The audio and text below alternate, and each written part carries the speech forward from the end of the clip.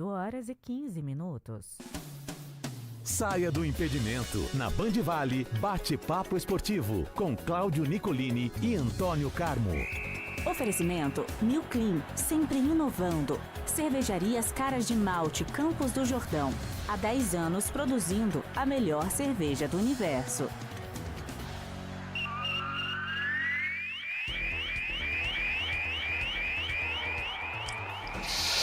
Opa, bate-papo esportivo, aqui pela Band Vale FM. Estou de volta depois das férias, meu querido Antônio Carmo. Grande abraço a você, boa semana.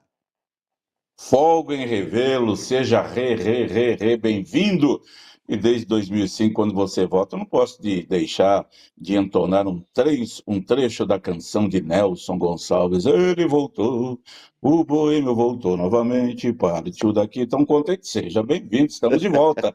Aliás, aproveitar e deixar aqui um grande abraço ao palestrino Conrado Balucci, que brilhantemente o substituiu nessa nova etapa de férias. Esteve conosco aqui, gente boa, da melhor qualidade, conhece tudo do nosso esporte também. Foi muito bacana ter o Conrado conosco aqui. Que maravilha. Nosso abraço ao Conrado Balucci, que segue aqui no grupo, trabalhando muito na TV, na rádio, no comercial. O homem joga nas 11 e teve aqui nesses 15 dias que eu tive ausente, mantendo com galhardia o bate-papo esportivo ao lado do eclético Antônio Carmo. E olha, 15 dias, mas parece que foi uma eternidade, Antônio Carmo. Aconteceu tanta coisa nesses 15 dias. Rapaz do céu. E volto... O tempo passa. Para contar a história com você da classificação do São José para as quartas de final da Copa Paulista com requintes de crueldade. O torcedor quase morreu do coração no sábado. O jogo acabou agora há pouco. A cobrança de pênaltis, rapaz, começou. Eu fui tomar banho, voltei e o negócio não acabava. Coisa de louco, mas o São José passou e aguarda agora Inter de Limeira ou Comercial de Ribeirão Preto. E a SAG aí, Antônio Carmo? Pois é, o jogo sábado, o que se mais ouvia depois dos torcedores do São José é aquilo. Bom, não precisa mais consultar cardiologista porque está bom já, né? Depois do que ocorreu sábado na disputa de pênaltis. Porque quem não viu, quem não sabe, né, foram necessárias 22 cobranças. Jogo no tempo normal, 1-1 mesmo de cada placar lado do jogo de ida. E 11 cobranças para cada lado. E no pênalti eu sempre digo aqui, Nicolino, quem larga na frente, quem começa a bater não tem vantagem. Porque você faz o gol, você joga toda a pressão no adversário. Se você erra, você ainda tem a chance de recuperação na cobrança do adversário. E o São Bento foi o primeiro a cobrar. Errou as duas primeiras cobranças. São José também errou a primeira, acertou a segunda. E aí a primeira etapa de 5 cobranças, 3-3. E aí ninguém mais errava. 6, 7, 8, 9... E aí, na 11ª cobrança do São Bento, o Vitão, né? O goleiro já tinha cobrado, feito o gol, o goleiro do São Bento, ótimo goleiro, Rafael Pascoal, e aí o Vitão chutou lá a bola lá no Jardim Paulista. E aí coube ao goleiro do São José, o Gabriel Afonso, que já havia defendido um pênalti, e visto o São Bento perder mais 2 cobranças, com bolas chutadas para fora, e ele foi lá e fez a cobrança dele, e o São José ganhou. Pois bem, falando do jogo, Nicolino, primeiro tempo muito ruim do São José, técnico inventou de novo, técnico no momento dele não pode inventar, tirou o bom jogador do meio campo, Danilo Fidelis, colocou na lateral direita, não rendeu nada, meio campo ficou faltando um bom jogador, e a lateral direita sem a qualidade. No segundo tempo viu que a bobagem estava feita, perdia por 1-0, recolocou o Danilo no meio campo, colocou um lateral direito de ofício, o Luiz Gustavo, o time melhorou, apertou, foi para cima e chegou ao gol de empate, estava perdendo por 1-0, num gol contra da zaga do São Bento. Aí ficou nisso, foi para os pênaltis, São José está classificado. Pois bem, você disse aí, aguarda a Inter ou Comercial, que jogam amanhã, que a Inter de Limeira está jogando a Série D do Brasileiro, então, como tem jogadores aí juntos, pediu e a federação autorizou, já houvera feito o primeiro jogo em casa terça passada, ganhou de 1-0, e o segundo jogo amanhã em Ribeirão Preto. Só que tem um detalhe, Nicolino, se a Inter se classificar nos pênaltis, se ela perder o jogo por 1-0, a Inter ganhou por 1-0. Se o Comercial ganhar por 1-0, 2-1, 3-2, decisão vai para os pênaltis. E a Inter, se ela passar nos pênaltis, aí ela cai para o 8º lugar, aí o São José jogará contra a Francana. Então ainda existe essa possibilidade, viu? Não está batido o martelo em ser Comercial ou Inter simplesmente não. Tem essa possibilidade ainda de ser a Francana, caso a Inter se classifique nos pênaltis. Se ela se classificar no tempo normal, ou o Comercial se classificar ou no tempo normal ou nos pênaltis, aí sim, quem passar. Mas ainda tem essa possibilidade daquilo que virá pela frente na Copa Paulista. O único confronto matematicamente definido é Primavera e União São João, quarta e quinta. Oeste 15 Piracicaba, Francana e Grêmio Prudente, pode ter mudança, viu, Nicolete? Tem que aguardar o jogo de amanhã, 8 da noite, lá no Palma Travasso. Opa, vamos ficar de olho lá no velho campo do Comercial, em Ribeirão Preto, estádio Palma Travassos, que vai receber esse jogaço de bola Internacional de Limeira e Comercial de Ribeirão Preto. Boa sorte para a Águia. A Águia já fez a parte dela, já passou, tá de camarote, só esperando quem vem e agora não dá muito para escolher. E deve ficar, a grande probabilidade é que venha Inter ou Comercial, e tem Primavera e União São João, aí a Francana, isso se mantendo, pega o Grêmio Prudente, Oeste pega o 15 de Piracicaba, Antônio Carmo. São José tem a vantagem, ele é terceiro colocado geral, não perde esta posição, vai enfrentar o sexto, o Inter ou o Comercial ou a Francana, e aí ele tem a vantagem. Primeiro jogo no próximo fim de semana fora de casa, se for a Inter deverá ser só terça-feira que vem, e o jogo da volta no Martins Pereira, lá pelo dia 13 de setembro.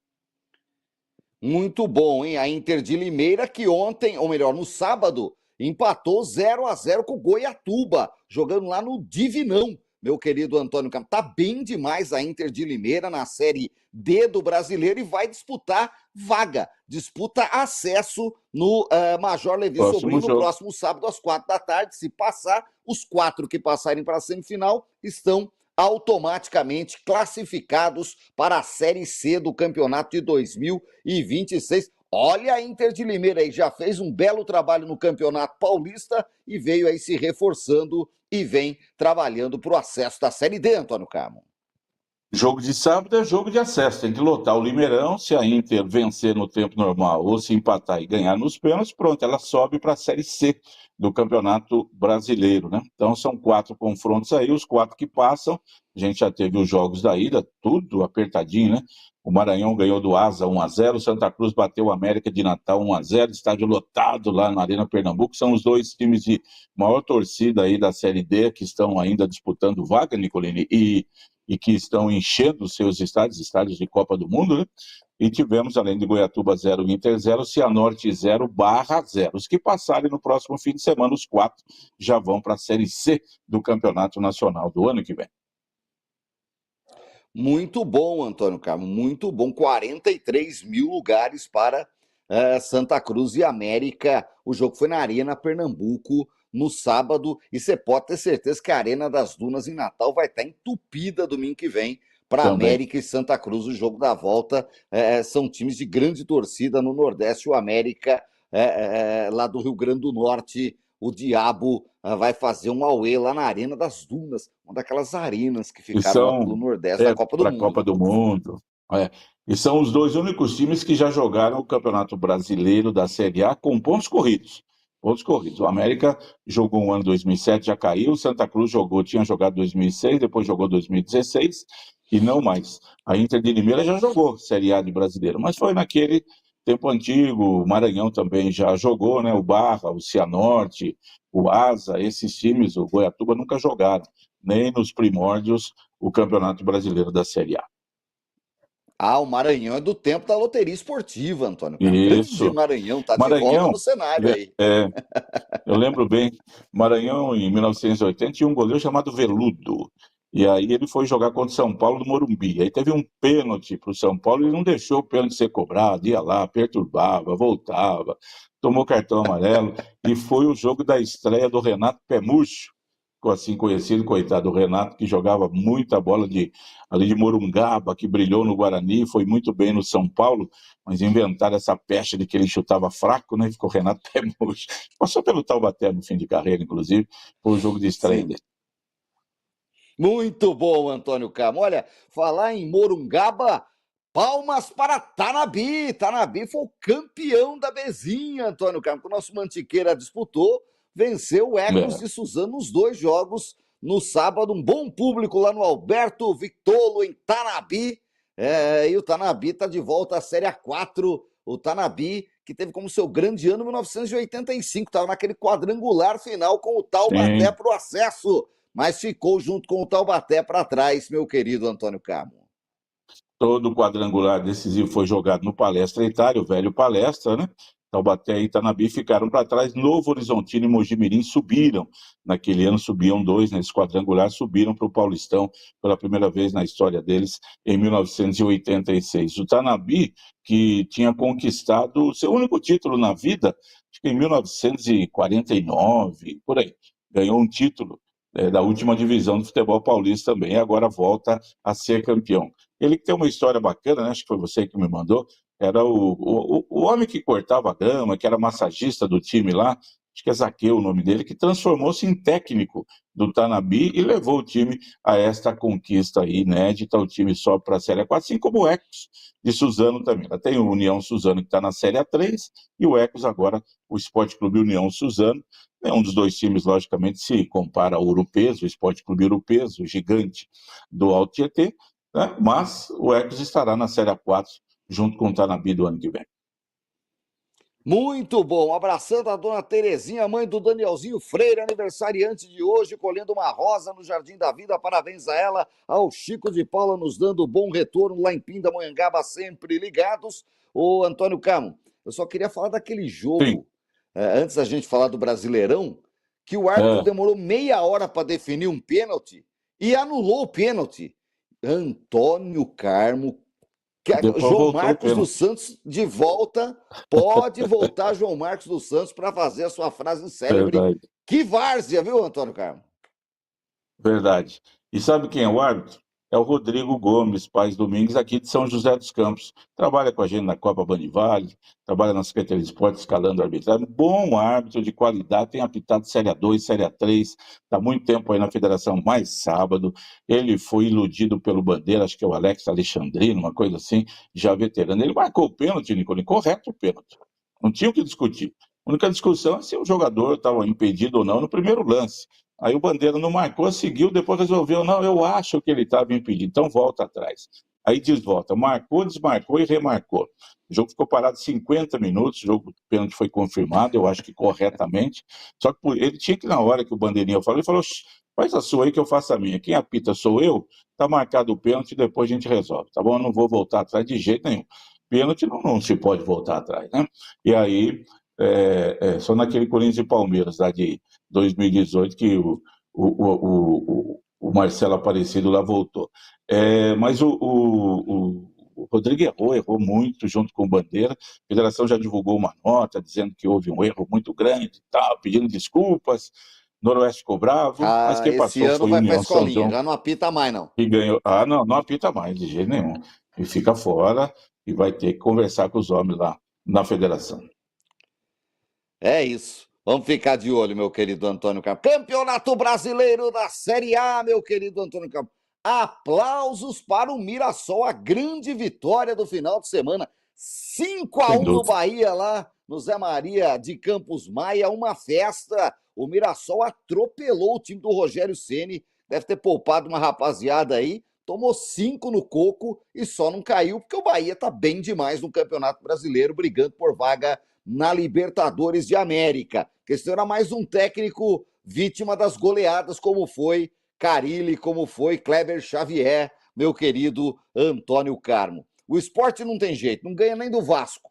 Perdeu por 3-2 ontem, meu querido Antônio Carmo. O Sport já está rebaixado. Escreva aí na sua caderneta, eu não acredito mais no Sport. Já tinha que ter dado uma sacudida, apesar de ter conseguido a primeira vitória. Inter 2, Fortaleza 1, Vitória 1, Atlético Mineiro 0. Quem vai ser o técnico do Atlético Mineiro, hein? Corinthians e Palmeiras, o derby na Arena foi 1-1. O Santos estreou o Vosvoga e ficou no 0-0 com o Fluminense, depois de ver a torcida comemorar um gol no último minuto e o VAR, maldito VAR, achar o impedimento do Tiquinho. O Cruzeiro ganhou do São Paulo 1-0, o Botafogo meteu 4-1 no Red Bull e o Ceará perdeu em casa para o Juventude, 1-0, Antônio Carmo. Nicolinho, do esporte, sabe que eu sou mais comedido, sempre calmo, tem mais jogos pela frente e tal, mas não tem jeito. concordo com você, já manda o papel para a CBF e manda lá para o Sport para providenciar o time da Série B do ano que vem, porque o Sport tem 10 pontos em 20 jogos, né? Ele tem 18 jogos a fazer. Ele tem que ganhar 12 jogos para escapar do rebaixamento. Se ele ganhou 10 em 20, ele não vai ganhar 12 em 18, vai? Não vai.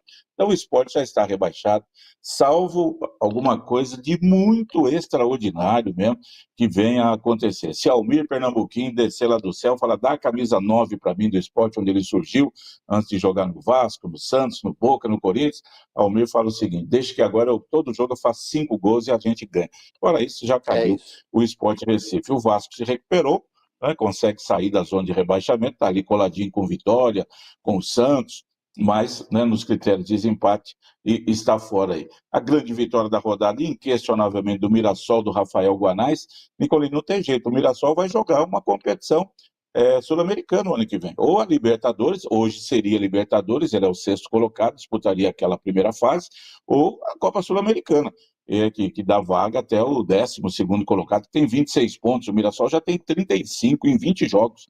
E do jeito que está jogando. E o Bahia não poupou jogadores, não, ninguém poupou, porque ninguém joga agora, né? São 10 dias de folga, porque tem seleção brasileira aí em campo, na quinta-feira que vem, na terça da outra semana. Então, todo mundo foi com o que tem de melhor.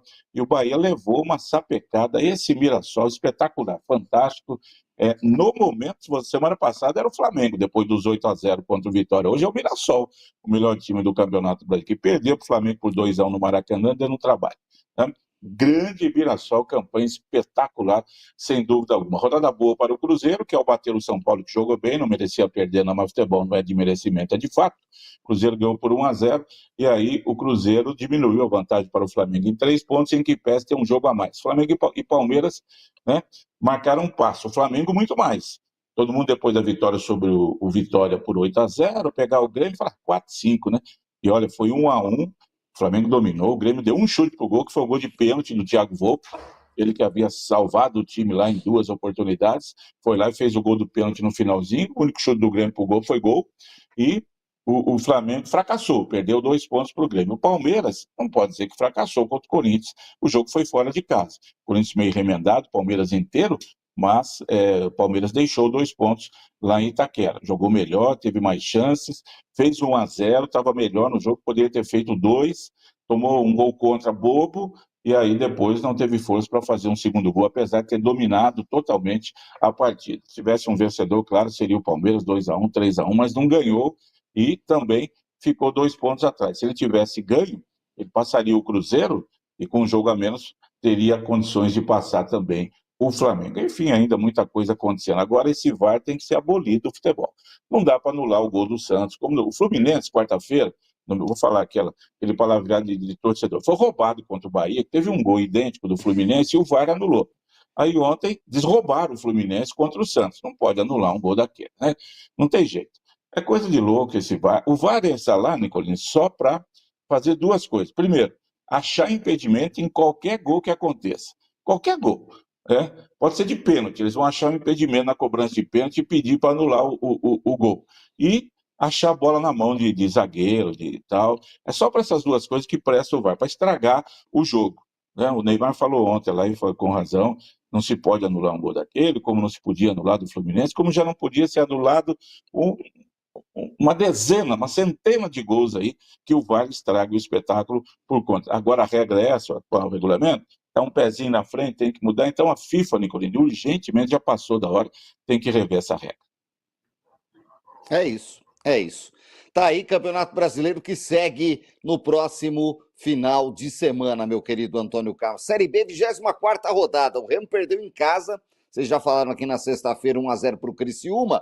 Na sexta, o Operário ganhou do Coritiba, 1-0. CRB, no sábado, ganhou do Paysandu, 2-0. O Goiás perdeu em casa para o Botafogo de Ribeirão Preto, 3-2. Zebraça do Goiás, perder em casa, o Goiás que lidera a competição. O Atlético Paranaense ganhou do Novo Horizontino 2-1 e respira. O Atlético Goianiense ganhou do Amazonas 2-0. Ontem o Volta Redonda perdeu do Atlético, aqui no Raulino de Oliveira, em Volta Redonda 2-0. Hoje, Chapecoense e Vila Nova, Ferroviária e Cuiabá. Amanhã, América e Avaí fecham a rodada. O Goiás, mesmo perdendo, é líder, Antônio Carlos. Chapecoense joga hoje, se ganhar do Vila Nova, alcança o Coritiba na vice-liderança e passa no número de vitórias. Grande campanha do Chapecoense, recuperando-se aí depois de tantos problemas, né? O Novo Horizontino trocou de técnico, saiu Humberto Lousa, veio Anderson Moreira. Aliás, hein, você deixou a cartilha preenchida para o Conrado Balucci. O que trocou de técnico nesse período que estava fora foi uma grandeza, né? Todo mundo trocando de técnico, até na Série A, Série B, Série C, todo mundo mudando de técnico aí, e o Novo Horizontino não foi diferente. Então nós temos ainda muita coisa para acontecer nessa Série B. Grande vitória foi do Botafogo. Deu um salto ali, fugiu da zona da degola, está pertinho, mas conseguiu uma vitória inesperada sobre o Goiás em Goiânia. Já na Série C, tudo consumado para a próxima fase. Abemos os 8 classificados e os 4 rebaixados. Náutico 3, Ituano 0, Ponte Preta 1, Londrina 0, Confiança 1, Retrô 0, Tombense 2, Guarani 2. O Anápolis ganhou do Botafogo da Paraíba 2-0, o Maringá meteu 3-0 no Caxias, o Ipiranga ganhou do Figueirense 1-0, o Brusque do CSA rebaixou o time do Alagoas em 2-0 para o Brusque. O Floresta ganhou do São Bernardo 2-0 e o ABC perdeu em casa do Itabaiana 1-0. CS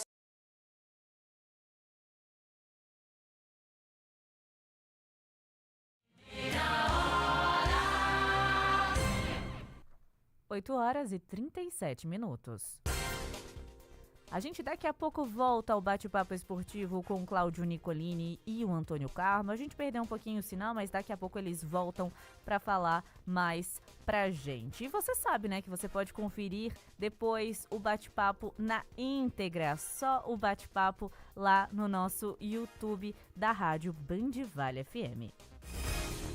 Dados divulgados pela Secretaria da Segurança Pública de São Paulo, que mostram, os dados da criminalidade aqui na nossa região, apontam que o Vale do Paraíba registrou nos primeiros 7 meses do ano, de janeiro a julho, os menores números de latrocínio e roubos de veículos de toda a série histórica, que foi iniciada em 2001. Mesmo assim, o Vale do Paraíba segue como a região mais violenta do estado. No mês passado, 25 pessoas foram assassinadas, um aumento de 47% se comparado ao julho de 2024. Os casos de estupro também aumentaram quase 7,5%. Já as ocorrências de roubo apresentaram baixa de 25%.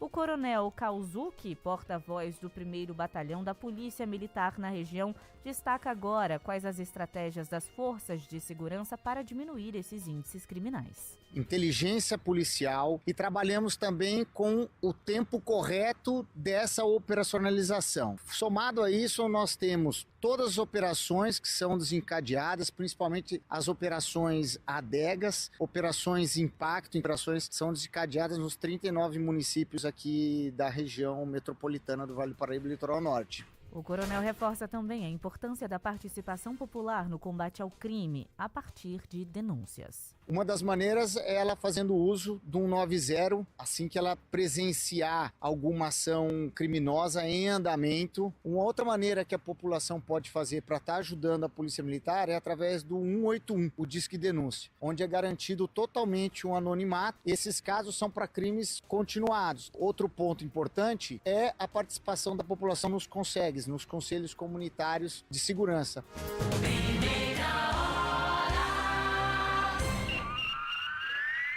E agora sim a gente volta ao bate-papo esportivo com Cláudio Nicolini e o Antônio Carmo.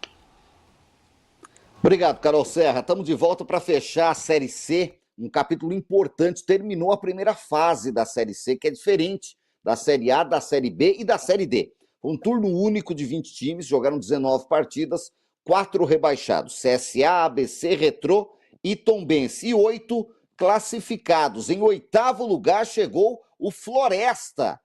O Floresta do Amazonas conseguiu aí a 8ª vaga, 27 pontos, junto com o Guarani, do Ceará. Não do Amazonas, do Ceará. Junto com o Guarani, que começou perdendo 4, 5 seguidas no campeonato, ficou na zona do rebaixamento até a metade do campeonato e depois trocou a comissão técnica, o time engrenou. O Guarani chegou em 7º com 27 pontos. O Brusque tem 28, também andou por baixo, depois se recuperou. O São Bernardo foi bem o campeonato inteiro, regular 30, o Londrina também 30, e lá em cima os 3 que pontearam o campeonato todo. Náutico e Ponte Preta com 36 pontos, o Caxias foi o líder da primeira fase com 36. Recebeu o selo de indicação geográfica na categoria Indicação de Procedência. O registro foi concedido pelo Instituto Nacional de Propriedade Industrial e coloca o produto entre os melhores do país. Quem explica agora pra gente o que significa esse selo é Heloísa Fernanda, analista de negócios do Sebrae em São José dos Campos. A indicação geográfica é um selo que ele é conferido pelo Instituto Nacional de Propriedade Industrial, objetiva reconhecer produtos únicos de uma região específica, garantindo ali a autenticidade, reconhecendo essa autenticidade e garantindo ali até a proteção contra fraudes. Toda a região do Vale do Paraíba é beneficiada por isso, A conquista é resultado de décadas de trabalho dos apicultores que unem tradição e pesquisa para garantir um produto de qualidade. O destaque vai para a Redenção da Serra, principal produtora de mel na região. A vice-presidente da Associação Socioeducativa de Pequenos Produtores Rurais de Redenção da Serra, Aneide Bandeira de Oliveira, destaca a importância do produto para a cidade. Nossa cidade ela é considerada uma cidade que mais produz mel na região. Isso vai melhorar e muito, agregar na renda da agricultura familiar. Segundo Neide, os benefícios chegam não só aos apicultores, mas também aos consumidores, que passam a ter garantia de origem e da qualidade do mel.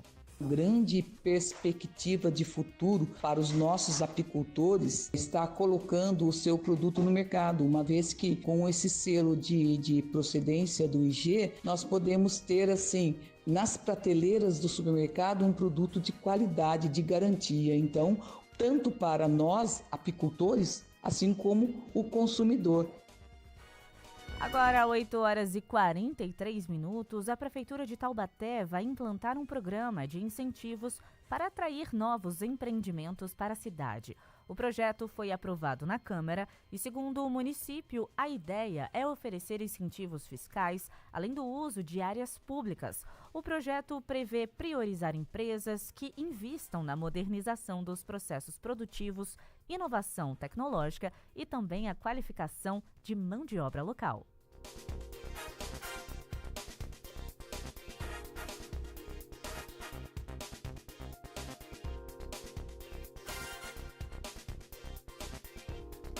Agora, 8h44, os fogos de artifício sempre fizeram parte das comemorações, mas o barulho pode causar transtornos para muitas pessoas e ainda trazer sofrimento aos animais. Em Caraguatatuba, a soltura de fogos com estampido está proibida. O vereador Aurimar Mansano, autor do projeto, explica quais são os benefícios dessa lei para a cidade e também para a população.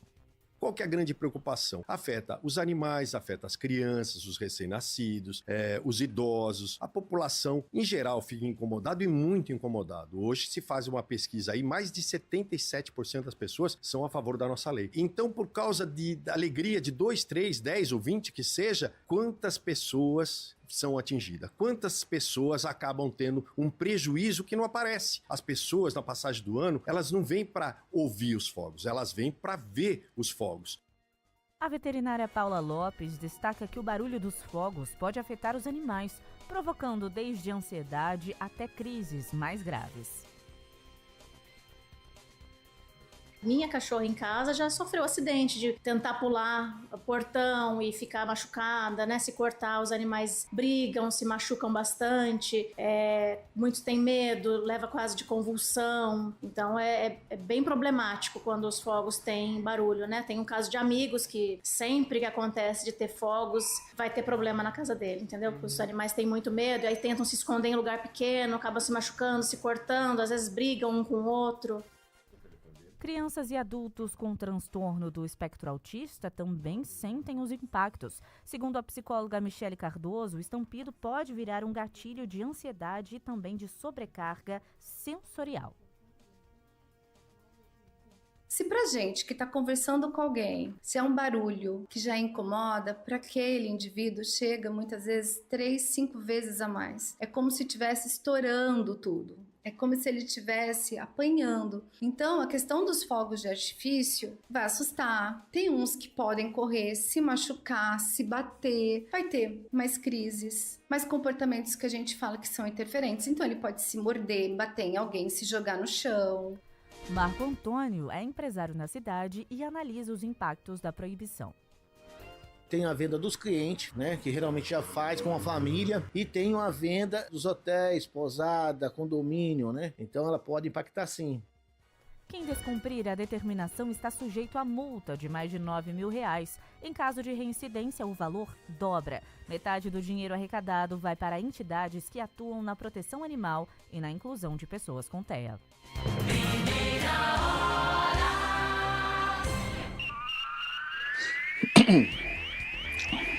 Agora a gente segue com o Cláudio Nicolini no encerramento, né, do bate-papo esportivo. Para a gente não deixar o nosso ouvinte sem informação, Carol Serra, ele é a razão do nosso viver, a razão do nosso trabalho. Então a Série C tem os classificados: Caxias, Ponte Preta, Náutico, Londrina, São Bernardo, Brusque, Guarani e Floresta. E os rebaixados, o CSA, o ABC, o Retrô e o Tombense. A próxima fase é de mata-mata em jogos de ida e volta, e a gente conta amanhã como é que vai ficar essa próxima fase. Eu preciso falar da Fórmula 1, Grande Prêmio da Holanda. A Band mostrou ontem Oscar Piastri conseguiu uma vitória importantíssima, seguido de perto por Max Verstappen. O Bortoleto ficou em apenas 15º lugar nesta competição. Vem aí agora o Grande Prêmio de Monza. E um registro do basquete: o São José perdeu para o Corinthians pelo Campeonato Paulista de Basquete, 8-5, 7-6. Conseguiu um grande resultado o Corinthians jogando na Farmaconde Arena. Agora o Corinthians vai enfrentar o Bauru jogando no dia 3 lá no ginásio Vlamir Marques em São Paulo. Tá aí um resultado importante. O São José visita Franca, jogo marcado para amanhã 7 da noite, Pedreira, lá no Pedrocão. Vamos acompanhar como é que vai ficar. A gente teve um pequeno probleminha com a internet, agora sim resolvido. Para fechar o bate-papo, agradecer a todos os ouvintes, falar que é um prazer estar de volta aqui na Band todas as manhãs. Amanhã a gente volta, eu espero que com qualidade técnica, para que a gente possa trazer a melhor informação para o nosso ouvinte. A Carol Serra segue com o jornal Primeira Hora Regional, com todo o timaço da Band. A gente volta amanhã. Até lá!